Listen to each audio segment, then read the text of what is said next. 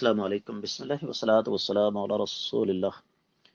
سوال آگے جی، کیا فوت شدہ بچے کی نماز جنازہ ضروری ہے جبکہ وہ تو گناہوں سے پاک ہوتا ہے؟ میرے عزیز، گزارش یہ ہے کہ یہاں پر بات اگر تو ضروری غیر ضروری کی ہے تو پھر تو طے شدہ بات ہے کہ فوت شدہ بچے کی نماز جنازہ ضروری نہیں، لیکن یہاں مسئلہ یہ نہیں ہے کہ ضروری ہے کہ نہیں، دیکھنا یہ ہے کہ سنت کیا ہے۔